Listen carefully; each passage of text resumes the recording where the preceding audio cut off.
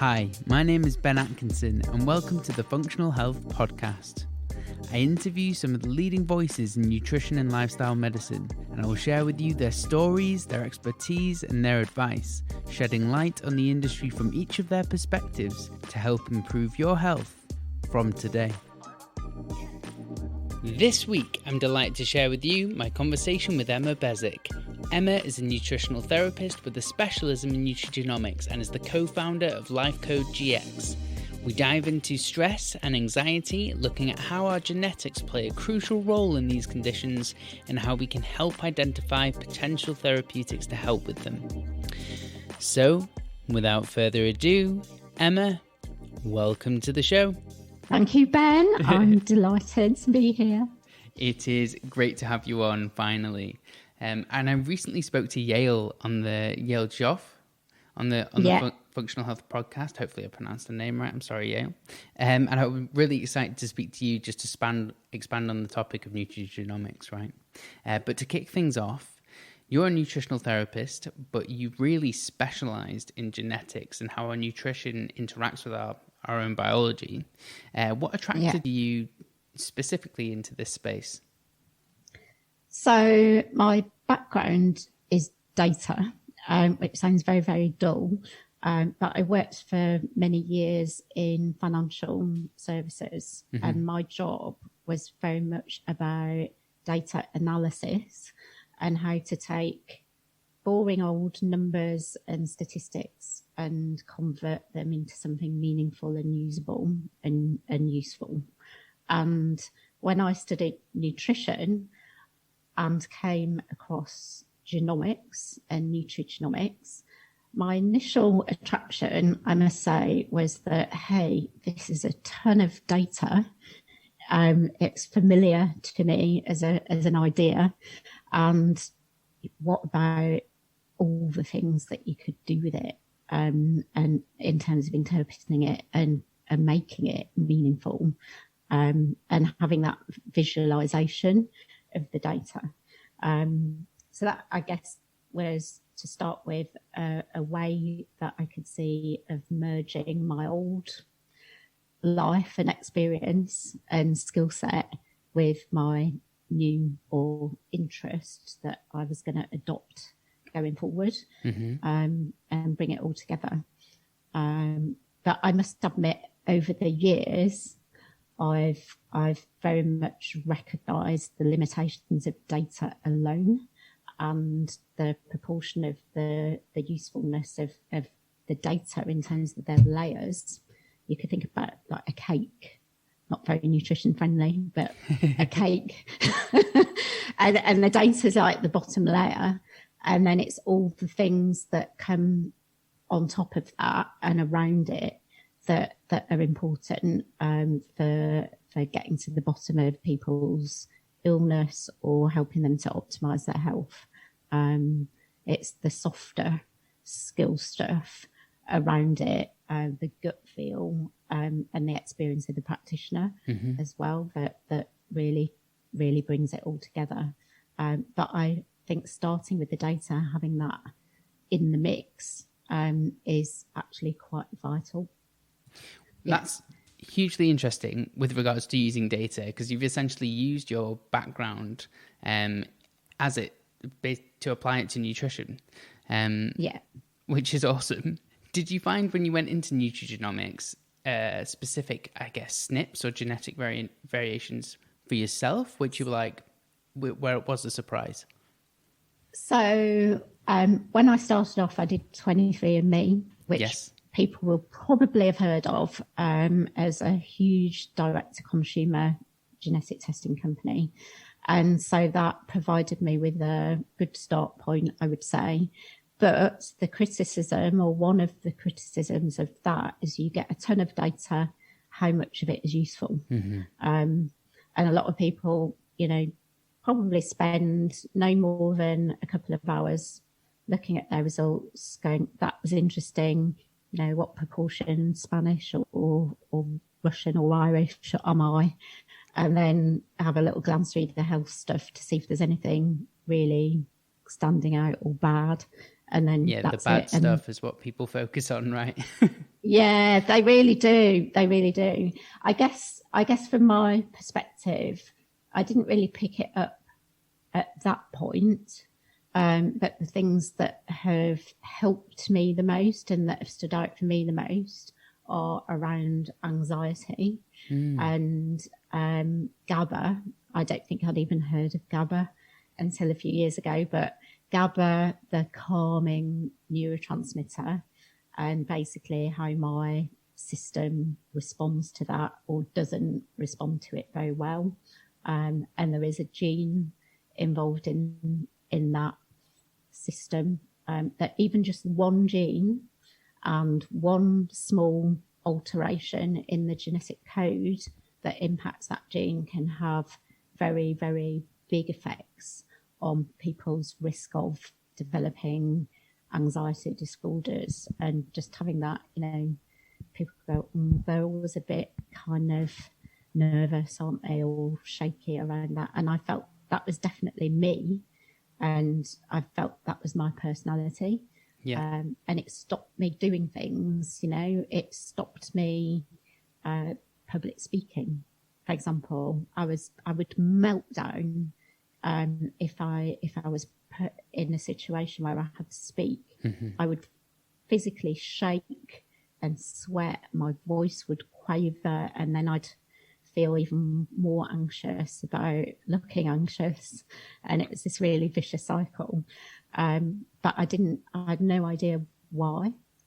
And my dad's like it as well. So and my grandfather, I had seen them at various points in my life and kind of recognised this trait. And when I did the analysis for our tests and did the research around neurotransmitters, the GABA system was just red all over. It was so right. dramatically. Yeah. Just like, oh, okay. And the most important thing about finding that out and discovering it is being able to support it and get over it and manage that problem. And I think knowing yourself is such a powerful aspect of this. If you know yourself, then you can start to support yourself in a way that is working with the genes rather than conflicting with them. And I genuinely feel, as I sit here to you in front of you, talking to you, I know it's online, but I genuinely feel comfortable public speaking now, and I never thought I would have been able to say that. 5 years ago, I would have run a mile. So, yeah, I mean, that's really, really interesting, because a lot of people will think like, well, that may be a learned trait, having that level of anxiety, or maybe you've not practiced a certain thing and it's just practice makes perfect. A lot of people will say, and you just need to do public speaking more in order to get better at it. What would you say is more important, the kind of biochemistry or just the actual practical element? I think it's all of it. So, for example, for me, I experienced it when I was very young. So even at school, if I had to speak in a classroom, I would blush. I'd go really red in the face. I would find it really embarrassing to draw attention to myself. And then I studied music, and I had performance anxiety and exam anxiety when I had to play in a music exam, let alone perform on stage. And I was actually advised by my music teacher to take beta blockers because it was so bad, and they felt that it was holding me back and that I was not realising and not benefiting from something that I was actually quite good at. But just that performance aspect of it was really, really holding me back. So I knew it was something quite innate. But I do feel, looking back, that the trait was almost made worse because it was traumatic to be anxious and be aware of that anxiety and be uncomfortable with it. and then you anticipate the anxiety, and a small thing becomes reinforced in a negative way. But then when I finally understood, and it was a combination of the genetics and an awareness around nutrition as well, you know, some things that are common knowledge, but you still do them, like caffeine.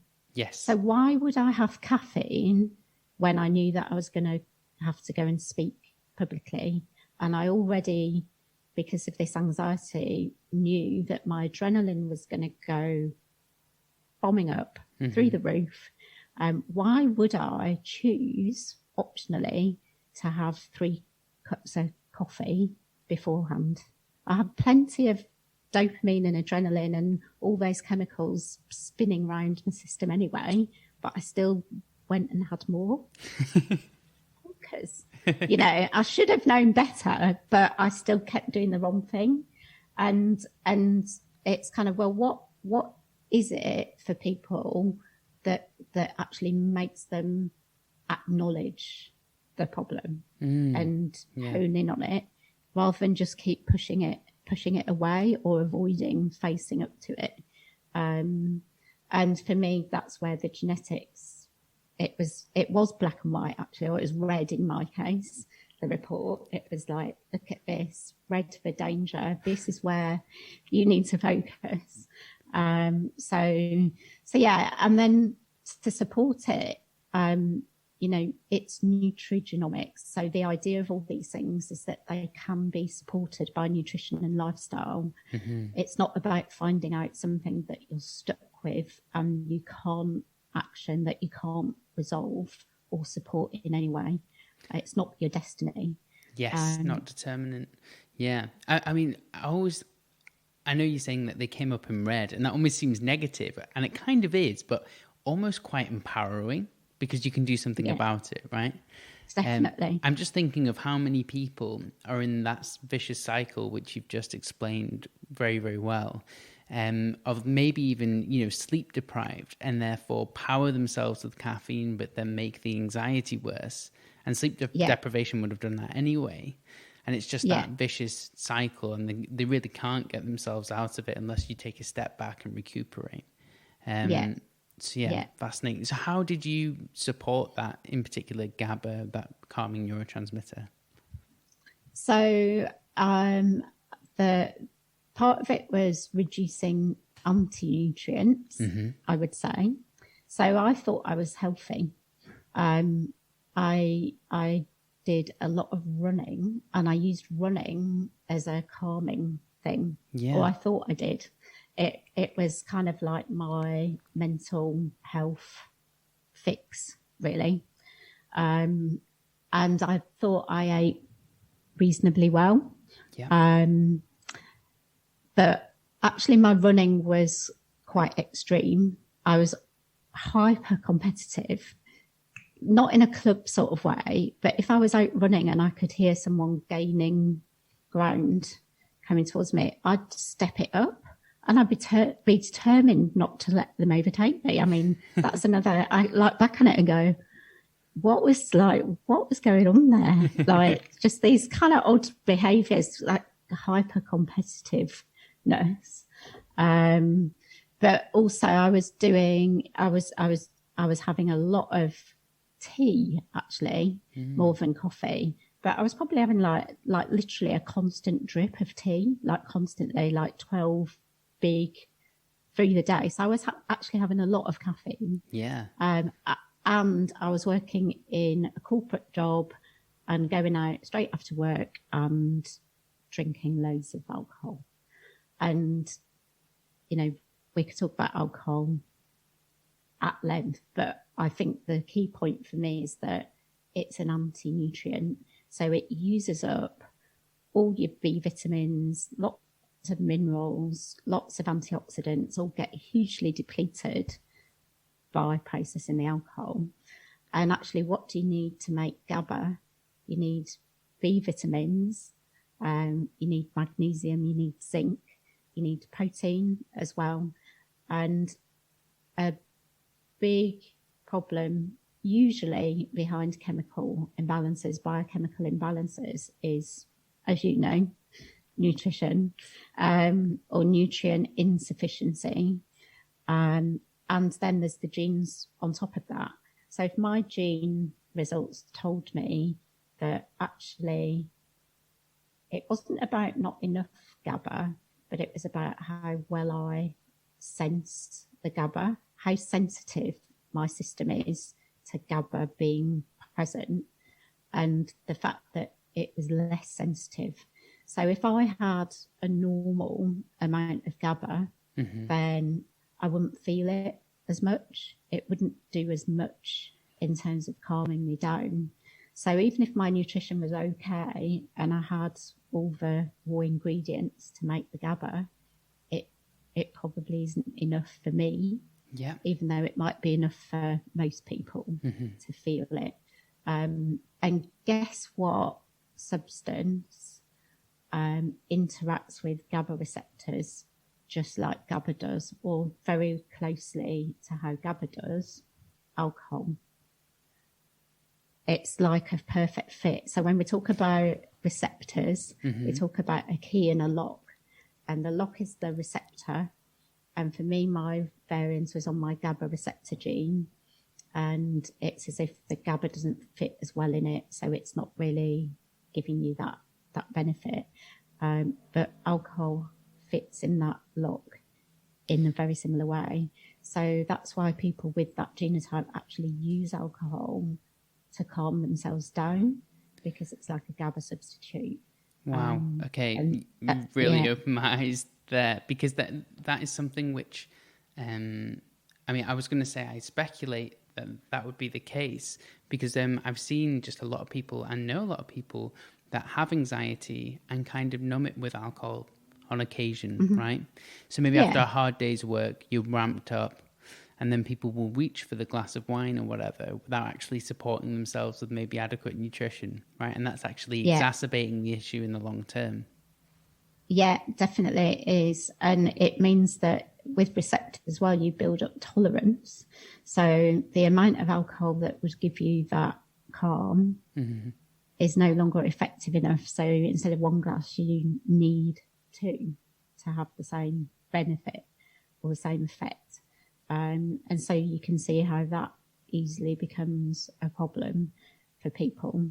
When actually, you know, the way to fix it is to look at, well, what are the other substitutes? How can you support your GABA in a positive way? You know, what nutrition do you need? Oh, sorry. We can pause this, can't we? Attention, please. This is the test of the fire and voice alarm system. Might just keep this in. There is no need to take it. But I'm ever so calm about it. Anyway.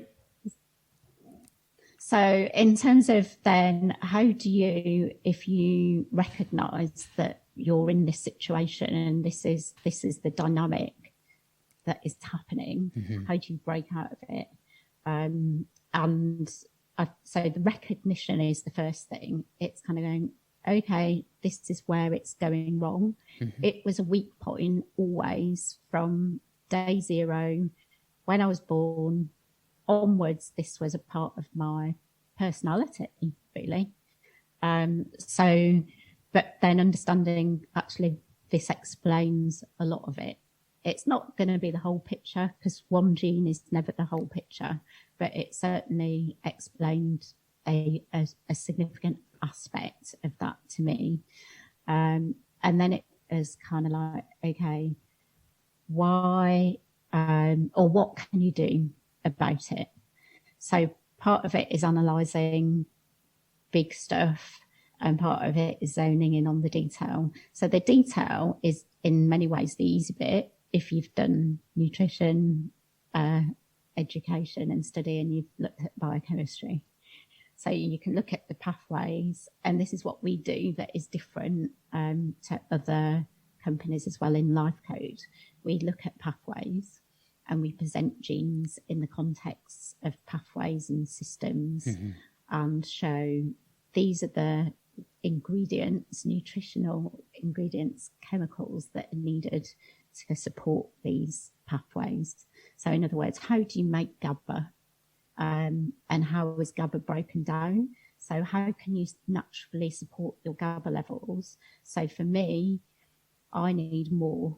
I need slightly more, and I need it to be pretty consistent. So I don't want to fall off the wagon in terms of my GABA support.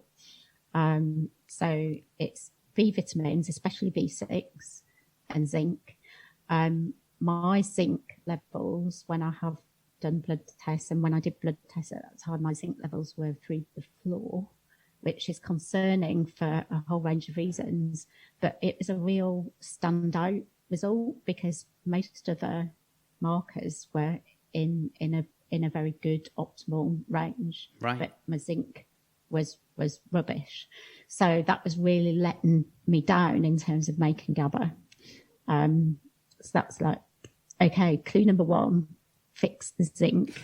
And for a whole lot of reasons as well. But, if I fix it for that reason, exactly. And then you can do some really nice things actually to inhibit GABA from being broken down and removed. Just to focus on the zinc a second, did you realize why that was the case, why you were deficient in it? Because if you said your diet was good, I'm wondering if it was more plant-based and therefore maybe it was not necessarily the intake, but the form. Was it that bioavailable? I think it was. So I was eating plants, but I would say that I've always had quite a mixed diet in terms of I do eat animal produce. Yes. But perhaps my digestion wasn't so good in those days either. And so my absorption ability probably wasn't that good. But I don't really know, to be honest. It's a good question, and there's always new things to go and investigate. I don't really know why it stood out as being so low, why it was such an outlier. Yeah, I mean, the reason why I ask is because a lot of people pair animal products with plant products that have anti-nutrients in it. I mean, one thing I used to do was eat a lot of raw spinach, which I don't do anymore, but like massively high in oxalates. And then I used to do that all the time. And same with nuts and things of that nature. And then when I tested, it was like some clear markers that those anti-nutrients were blocking nutrient absorption, certainly mineral absorption. That's why I asked, actually. And it is a really interesting point because, again, people believe that they're doing the healthy, good thing, and they are in a generic way. Yes. But it might not be right for them, or the timing might not be right, or the combinations of foods might not be right. And there's so many moving parts to this, aren't there? It's no wonder that even as a nutritional therapist, you don't have all the answers. And I've come across that in lots of cases where a nutritional therapist has done a DNA test or done our training and the penny has dropped about themselves. Yeah. Because there's this new piece of information and they're kind of like, I didn't see it until now. I was just missing it. It was right in front of me, but I just hadn't noticed it. So I think that's a really key thing. But zinc's quite easy to fix. I mean, it might have been a temporary thing, but I don't think it was. I think it was made worse again by the cycle of anti-nutrients alcohol. Even having a glass of wine with your salad, in terms of what goes with what, alcohol blocks folate absorption. Mm-hmm. So, ladies who lunch, who have their nice healthy salad with a little bit of wine, it might just be contradicting the good stuff they think they're having in that single experience. Sad to say. But yeah, I think anti-nutrients are a big topic, and that absolutely could have been a factor. So, and immunity, I look back and go, gosh, actually, if I'd known what I know now about low zinc, I would have been even more horrified than I was. I think I was just curious at the time. It was like, oh, okay, well, that's something I need to fix then. I'll do that for this reason, let alone all the other things. So, yeah. And then what I think is a really nice thing is we often think about healthy eating as being taking away things. Can't have this, can't have any of that anymore. And, or can't have a drink then. Actually, some of the nicest things to support GABA can be really enjoyable. And rosemaric acid, which is in rosemary, but also lots of other Mediterranean herbs and peppermint. Rosemary blocks GABA from being broken down. So in other words, it helps to support it. And so does lemon balm. And so people think of lemon balm as being a calming, anti-anxiety, supportive herb. And it's partly its mechanism of action is to block GABA from being broken down. So it's helping provide that lovely support.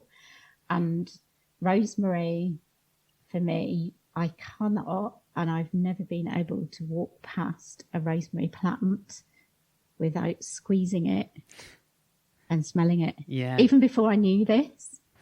So I just love it. And there's a place that I run past when I go running, and I can visualize it now. There's this massive rosemary bush, and every time I go past it, I have to pull a bit of rosemary and do that.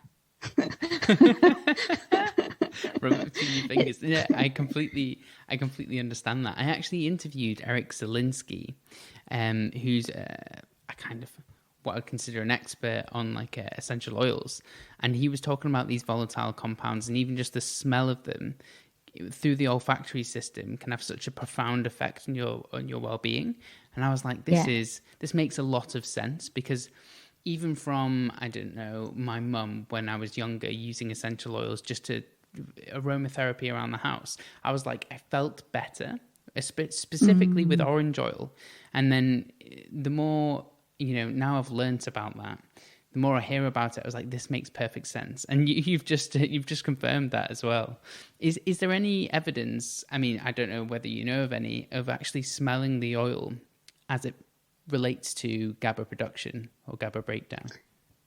I think I've actually, I've never questioned that. I've always thought that you're somehow absorbing the chemical by smelling it, and that, that sometimes, as we know, you don't need a big amount of a chemical to make, it's like homeopathy. Whatever you think of that, there are lots and lots of examples in science where a microdose of something has an effect. And then there's the whole idea of, does something have an effect? Is part of it a placebo effect?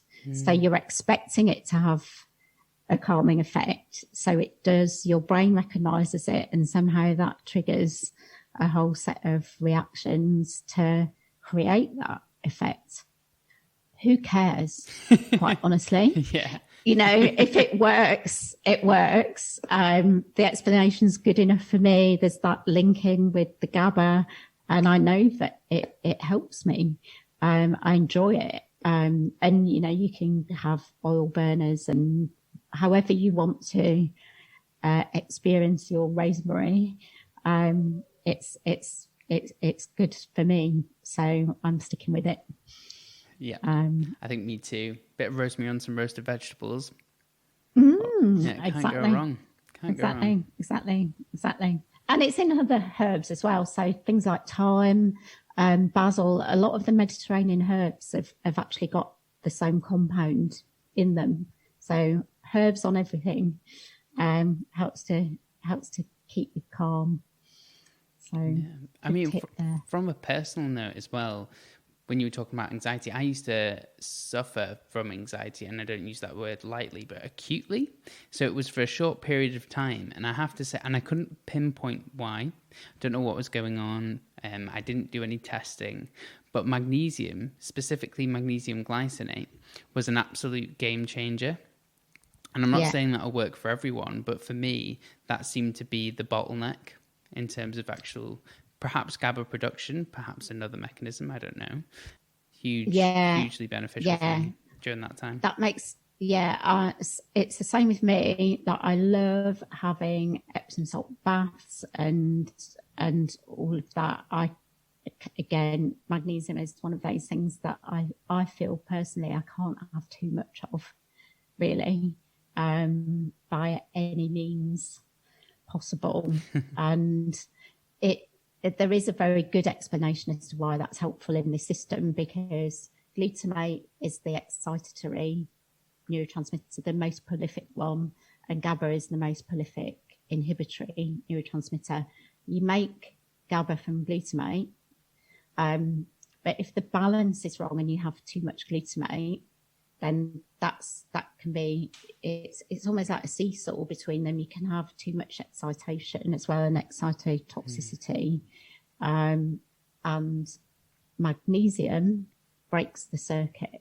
So when your glutamate's too hooked into its receptor, glued in, I describe it as someone pressing the doorbell and just leaning on it.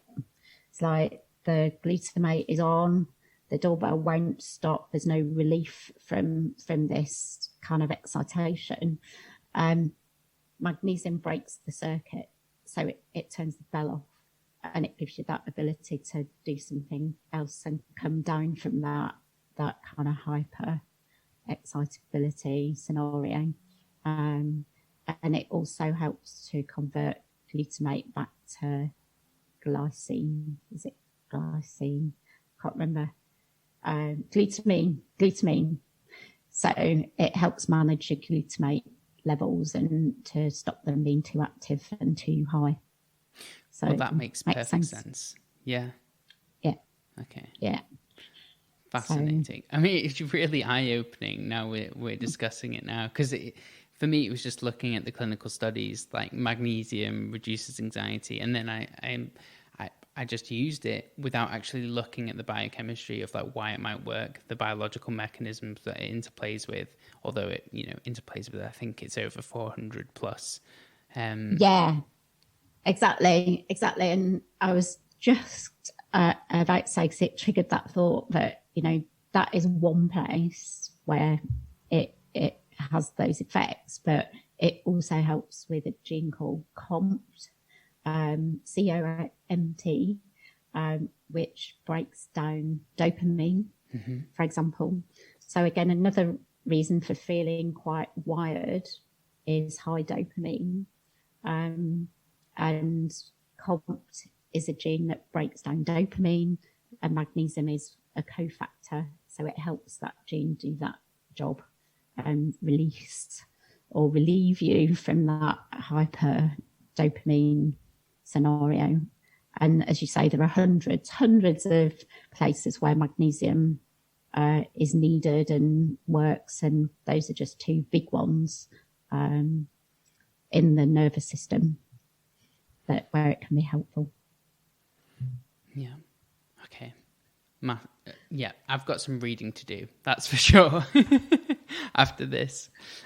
So we've talked about GABA in terms of calming down the stress response.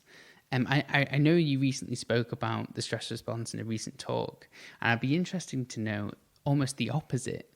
What is a healthy stress response in terms of increasing that noradrenaline and that conversion from dopamine? Because I guess, although we always focus on reducing our stress, there's people which I know don't necessarily have that get up and go mentality, or, have that activation of the stress response, in my opinion, to get things done.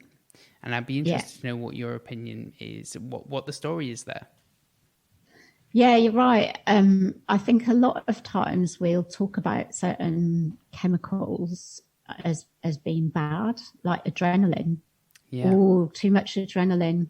And it's like, all these things have a function. They're there for a reason. They're part of our makeup, and things are very rarely inherently totally bad or totally good. And a lot of the times we'll talk about balance. So you need this chemical, you need adrenaline, but you don't want too much of it and you don't want too little of it. It's about the right amount at the right time. And adrenaline is the survival, or one of the survival chemicals, isn't it? It's the fight or flight. It's the thing that means life or death, in terms of being able to summon that adrenaline when it's needed, and get your heart rate up, put some sugar in your blood and get the energy to run away from the lion historically. But people can have low adrenaline again because then they haven't got the raw ingredients to make it in terms of the pipe, the pathway to synthesize adrenaline. So we make dopamine first. Dopamine gets converted to noradrenaline. That is, for example, vitamin C. And the noradrenaline gets converted to adrenaline. And that needs a chemical called SAMe, which is a methyl donor. And that's part of methylation, which is a big topic in nutrigenomics. So methylation is a long word that people find quite difficult to describe. But basically, a methyl group is a carbon and 3 hydrogens, and methylation is about transferring that molecule, the carbon and 3 hydrogens, from one substance to another. And the receiving substance is methylated. So it's got that methyl group. And adrenaline is methylated noradrenaline. That's what it is.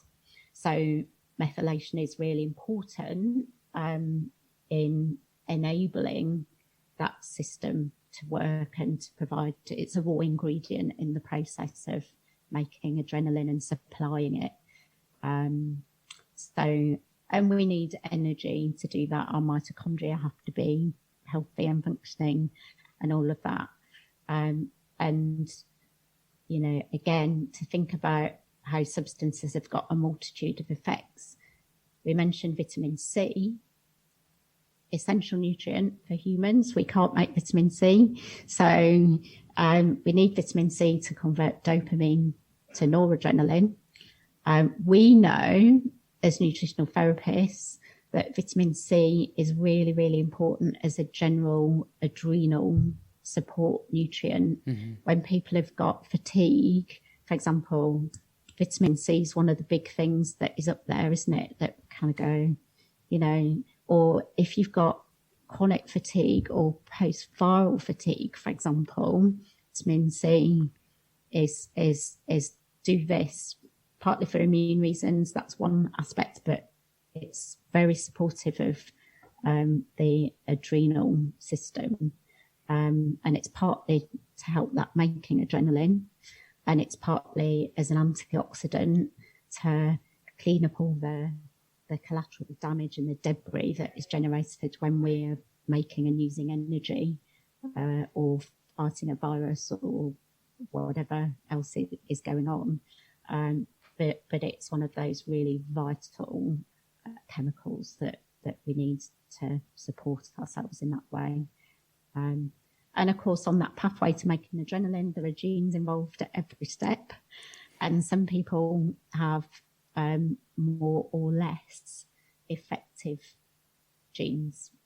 So they might have small variances in those genes that mean it's just a bit more of a struggle for them to make adrenaline. It's not as efficient for them. And that can mean that, again, if on top of the gene being not so robust, if they don't have as good a supply of the SAMe, the methyl, which needs B vitamins and zinc again, and magnesium, then that's another thing that's chipping away at the support for that process. And so if you know that you've got weaker genetics in certain places, then those are the places that need more consistent support from a nutrition perspective to make sure they're not the things that let you down, that they're not your weak points. Or they are your weak points, actually. So you want to make sure that you're supporting them so they're not the places that do fail and let you down. So you can be very proactive about these things if you know, or you might have done a genetic test because you're ill and you're just trying to work out, nothing seems to work for me. What else can I do to get to the bottom of this? Why me? Yeah. You know, why is this affecting me more than someone else? And usually there are genetic aspects to that picture that can help you be more focused in terms of nutrition and lifestyle support, and therefore you've got more chance of that being effective. That makes a lot of sense. You've got my mind whirling a little bit now. You know, a lot of people believe that you can support a healthy being with a healthy diet and that supplements aren't necessary. And I'm interested because a lot of the kind of pathways and the genetic variants that you've touched upon today and that I know about, I think potentially require supplementation in order to function optimally. And I'd love to get your perspective on that and your thoughts. So it does depend on diet.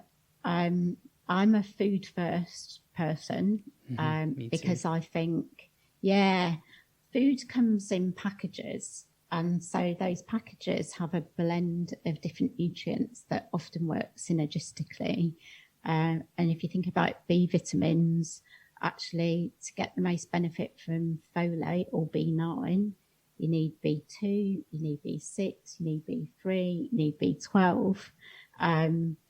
But if you think about green leafy veg, which we typically associate with foliage, often those foods have B6, B2, B3 in them. So you're getting the package. You're not just getting one part of it. So food is really important as a go-to first approach, but sometimes it's not quite enough.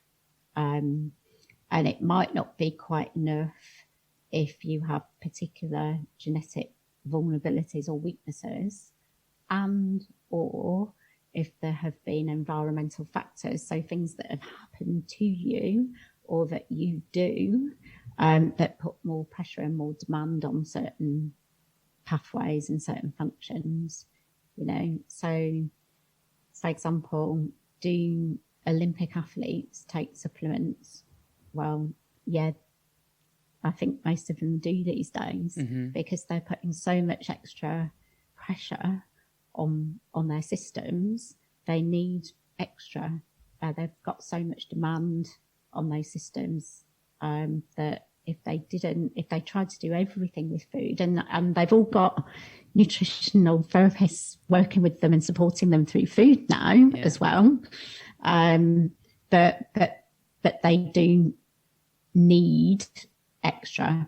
Does someone who isn't an Olympic athlete need extra? Well, again, they possibly do, because we've all got weak points. They're just different weak points for all of us. So, you know, another example which I like is it affects everybody. Everybody gets it these days. Vitamin D. We need, as individuals, different intakes or different exposures to make vitamin D at the level that is good enough for us. So you and I could have the same sun exposure, an identical diet, but if you measured our vitamin D level, blood level, it would unlikely to be identical. It'd be different. And that's partly because genetically there are different genes that affect how our vitamin D is transported and stored. So some people, I talk about a taxi, the vitamin D taxi taxi. For some people, it's like a little mini cab, and for other people, it's a coach. It's got different capacity in terms of its ability to transport vitamin D, or maybe the doors have fallen off one of the taxis and the vitamin D is kind of lost on the journey. So some people really, really need to consistently or more consistently support themselves with vitamin D, and their environment and lifestyle might mean that's not possible without supplementation. And another aspect of vitamin D is we need our actual level to be different, because we've all got receptors that respond to vitamin D in a more or less sensitive way, a bit like the GABA. What's enough for me might not be enough for you to be optimal. I mean, this is very interesting, right? Because we're always testing vitamin D status, but this actually might not be a good predictor of how your body's utilizing it. Exactly. So, and especially if you use a range or you're just told it's fine. How many tests do people do, especially if they, I'm not knocking the NHS or GP service, but it's for efficiency reasons. It's fine. Don't worry about that. They don't even tell you what it is. Mm-hmm. Actually, it might not be fine for you. It might be averagely fine for the average person, whoever they are. But for some people, a vitamin D level of 70 nanomoles per litre is okay, and they might thrive and they might have good immune responses, robust immune system, healthy bones, good mood because it helps make serotonin and dopamine as well. For other people, it might just be a real struggle to sense and get the benefit of that vitamin D sufficiently at that level.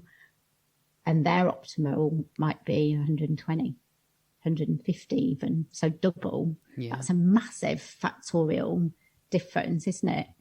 And we can tell a lot of that by looking at vitamin D receptor variances, SNPs. And most people go, yeah, I'm really vulnerable to seasonal depression. Yes. Really obvious one. I think most people would know. I say, yeah, that affects me, or no, it doesn't. Well, that might be because you're more vulnerable when your vitamin D naturally does drop in the winter. That for you might dip you below what is a healthy level. But for other people, they're more resilient and they can cope with that dip, and it doesn't really have so much of an impact because their receptors are hearing that vitamin D in a really kind of well-tuned, sensitive way. And so they're just coasting through it and it's not really having that effect, the dip. But if you know that, how many people suffer from low mood but don't really understand why? It might be something as simple as that. Might be more complex, but, low-hanging fruit, get these big kind of easy things, really. Yeah, and very cheap. Correcting vitamin D status is extremely cheap to do. It's not an expensive nutrient. And unfortunately, most of us are indoors and we don't see the sun, especially in the UK. Even in this time, It's unfortunately not sunny outside. It's overcast and quite gloomy. So, there's those things that we really, really do have to consider. You're absolutely right. Yeah, and it can, once you know about your vitamin D genes or the genes that impact your levels, so how good is your taxi, B, how good is your hearing, how good are your vitamin D radars at picking up the signal. Once you know that, you can work with it, and you know that forever. So forever that actually through winter, whether you really do, or should be taking a pretty robust amount of vitamin D supplement, or whether you can get by with a bit now and then. Mm-hmm. And you can choose which supplements are most important for you on that basis as well. You know, I'm not an advocate of taking 20 supplements constantly. I don't think that's good for us either. They have to be processed. They put load on our liver, and, you know, it's something that has to extra that our body has to do. Mm-hmm. So let's be selective and choose the things that are going to give us the most benefit, most bang for buck. Yeah. I completely agree. One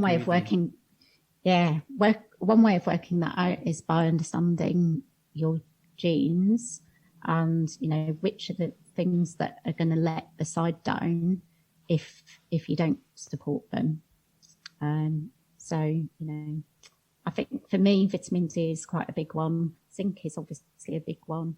Glutathione, there are different ways of supporting glutathione. That's another aspect of genetics that's quite a biggie. Oxidative stress, especially in our current world, with stress, which makes oxidative stress, and toxicity and all the things we're exposed to. So a lot of people would benefit from support there, but to different extents. Mm-hmm.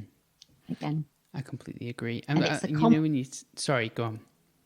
I was going to say it's a combo, isn't it? It's not just your genes; it's your genes and your environment, and working out, okay, maybe I can get away with not supporting my glutathione all the time, but if I was training for a marathon, or if I was feeling really, really, really stressed, or if I had COVID, for example, then that's when I'm turned to those particular sorts of supplements and give myself that extra to get through it and help myself recover with the least damage.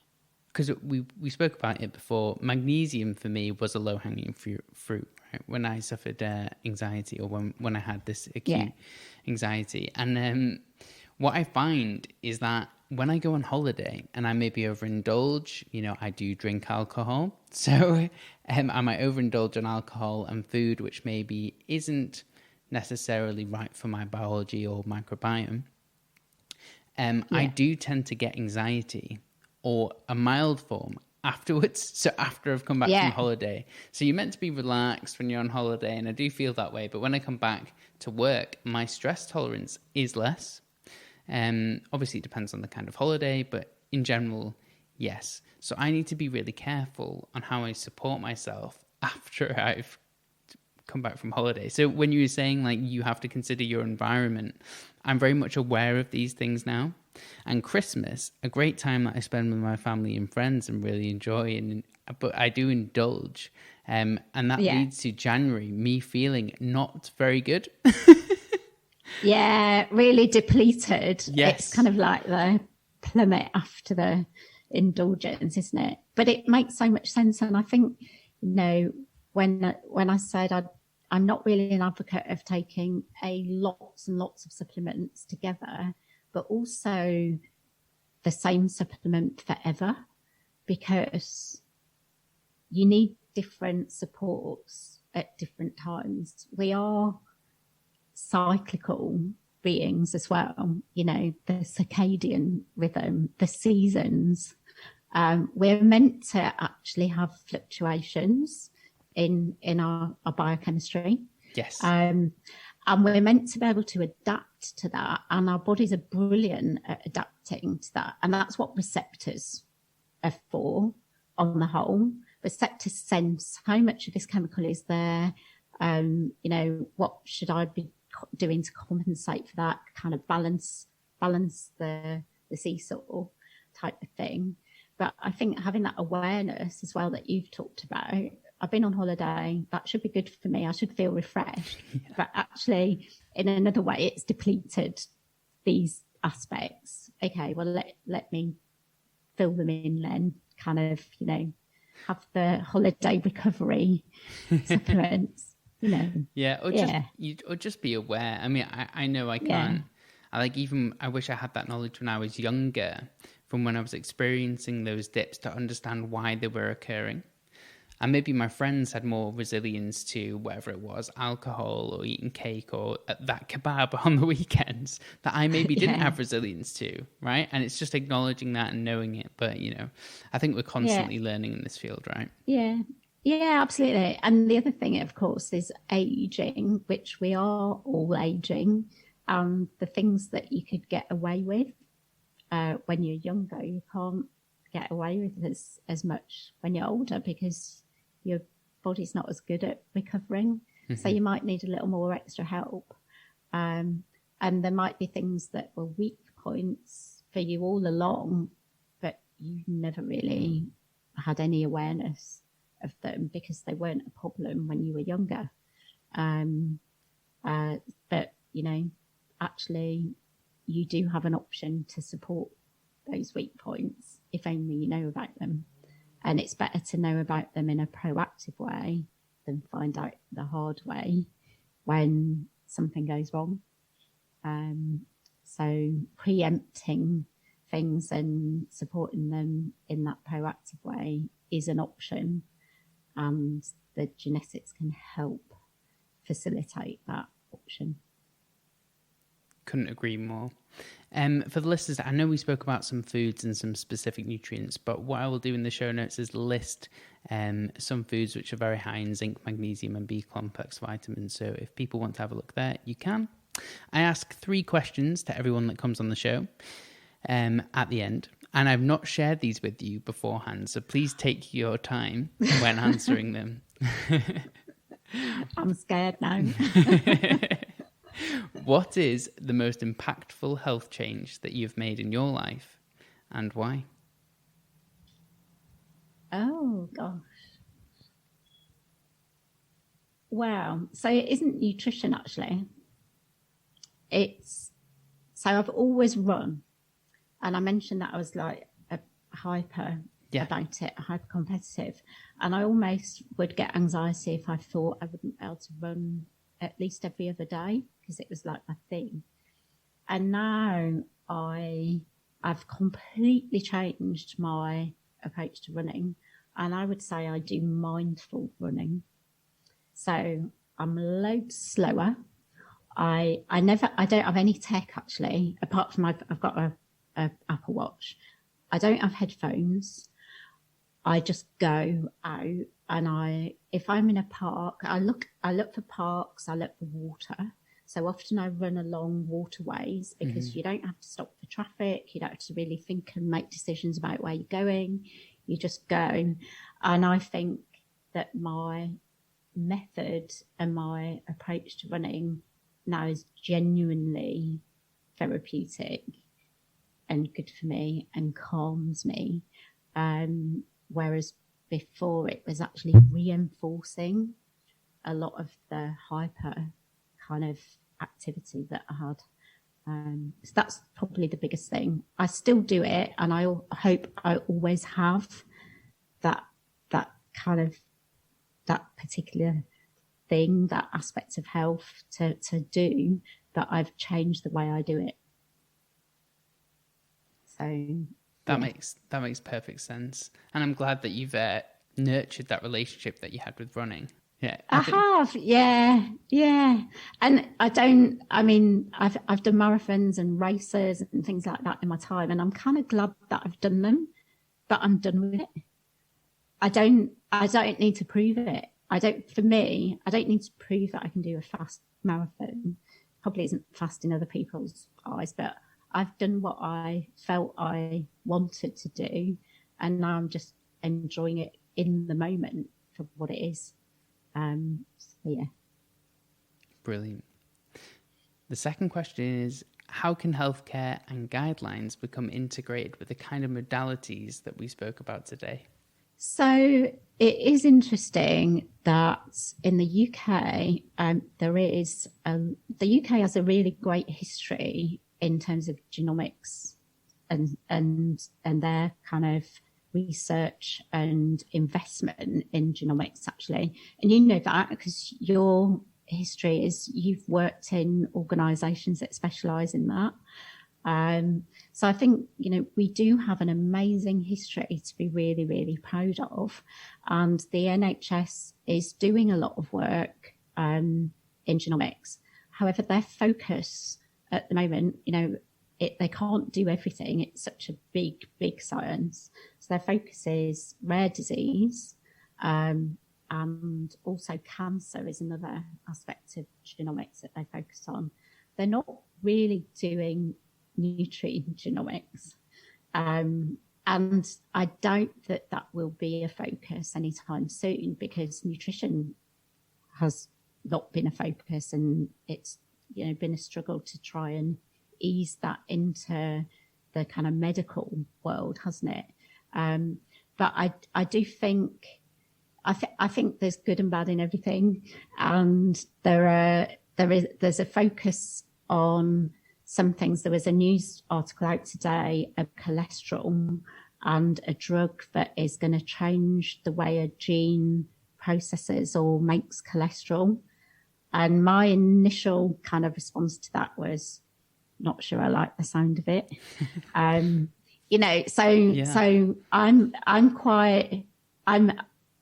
whenever I see a news article and it talks about genetics, I'm naturally drawn to it. But there are so many dimensions to genetics and genomics. And some of it we're going to agree with. Some of it is amazing and it's life-changing at a very focused on one individual level. But I think it will naturally become part of healthcare. I would say maybe in 20 years, everybody will probably have their whole genome sequenced, possibly just as a NHS or standard thing. And then that will give us enormous potential to do what we want to do with that information. But, that is just the bottom of the cake, and we need to work out what we want to do with that information. And there's lots of ethics around that, as well as research and as well as information. But I just love the nutrigenomics part of it, because I think it isn't scary. It's genuinely positive and empowering. But yeah, I think it will be part of everyone's lives. But there's an awful lot of ethical questions that need to be answered as that journey progresses. Gattaca. I don't know if you remember that. No. Or you're too young. It's a film about how everyone is genetically tested and only certain people are allowed to do certain jobs. Like if you want to go to space, you have to be of certain genetic quality. Otherwise you're not allowed. So, I mean, that's a horrible future kind of nightmare vision. But you can imagine that without rules and ethical considerations, things could go wrong. But I do think nutrigenomics is a relatively safe space from that perspective. So someone knows about my GABA gene. Hey, I can support it. I'm supporting it. Yeah. Yeah, exactly. And arguably, if you know about it, then you're more empowered than the person who's maybe not tested and doesn't know. Yeah. So. Yeah. Yeah. Exactly. Yeah. So I think it will get there. It will get there, but it has to be done carefully. And doing it too quickly could be dangerous. It needs to go through at a steady pace with all those wider considerations. Emma, it has been an absolute pleasure having you on the show. I have one question left to ask, but before I ask it, can you please tell the listeners where they can find you and what exciting projects you have coming up? Yes, thank you. So I manage a company called Lifecode Gx. So we specialise in nutrigenomics testing, and there are a whole selection of different tests that you can do, including a core test. We call it Nutrient Core, and that looks at things like vitamin D, for example, vitamin D, vitamin C, and whether you might be intolerant to certain foods. Also genes to do with circadian rhythm, for example. So that's a really, really, really good foundation panel that I think everybody would find interesting and get some benefit from. So you can find me at lifecodegx.com and information about what we do. And we also do a lot of education and information sharing around nutrigenomics, because it is a new science. Like everything, there's a lot of misinformation out there as well. So we're trying to present this in a meaningful way to people. What does it mean to you, actually? Not in an abstract way, but in a real life way. How is it going to change what you eat, how you behave? How is it going to make you feel better and be healthier? So we have a channel on a platform called Crowdcast, and that's again, if you search for Lifecode Gx, and we've got loads and loads of videos, and we do lives on there as well. And you can link to that from our website, lifecodegx.com. So you could almost think of lots of topics, a bit like Ben does with his podcasts. We have lots of different topics, and we have guests on there as well, talking about their particular experiences of using nutrigenomics, either as a practitioner or as a client. So check that out. I promise you, you will find something that grabs you on there, and look out for the new things as well. So we've got a new thing coming up called Beyond Estrogen, which is about hormones in a bigger way and hormones in context rather than just zoning in on one thing. But yeah, website is the go-to that you can connect to everything else from there. Brilliant. I'll put all the links and resources that you've mentioned in the show notes. Thank you. Last question, Emma. Can you please provide the listeners, and I know you've provided many tips already, but with 3 quick tips to help improve their health and well-being from today? Okay, so I would say there are top genes that you should know about. Everybody would benefit from just knowing what their genotype is. But you can also tell a lot, and this might seem really odd, but you can tell a lot without even testing. So there are certain genotypes that you can tell that people from certain ethnic groups are more or less likely to be able to perform certain functions. So, for example, lactose intolerance, you could test a gene that looks at whether you're intolerant to lactose, but you could also be aware of your family history. Where are you from? Where are your parents from? Look at those aspects as well, and you can get an awful lot of benefit and information from just understanding your family history and your cultural history. We did a really interesting piece of research. It just popped up. This is a new thing to me, that there is a gene that affects how well we taste spicy food.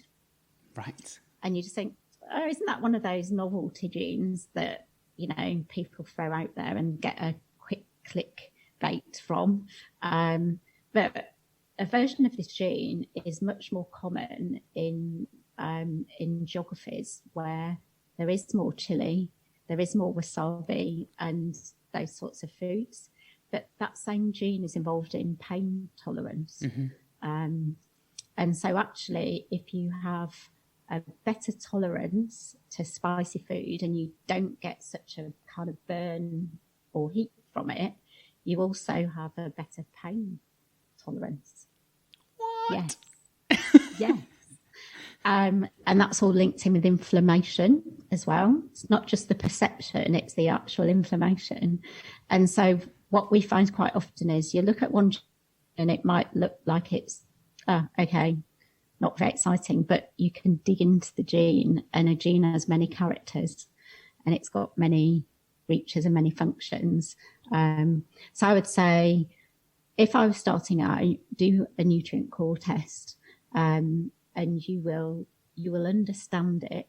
It won't baffle you. It will give you some really, really nice insights into you that are actionable and that can give you some pretty rapid improvements.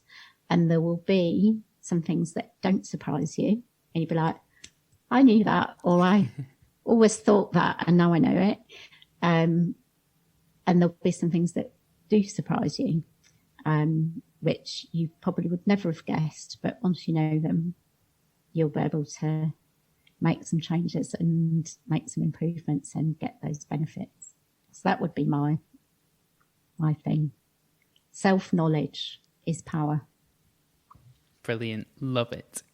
Emma, it has been wonderful speaking with you. I thoroughly enjoyed the conversation, and I do hope that we can do this again soon. Thank you, Ben. It's been my pleasure too.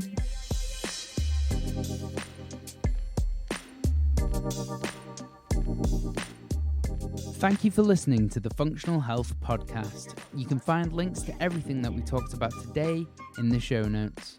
If you have a second, please consider leaving a 5-star rating on iTunes. It really does make a huge difference and helps get this valuable information out and reach more people. Don't forget to subscribe so you can stay up to date and know whenever I release a new episode. You can connect with us on Instagram, Facebook, or our website, and all questions are welcome. As always, thanks to Josh Aurelia for all the editing, and thank you all for your support.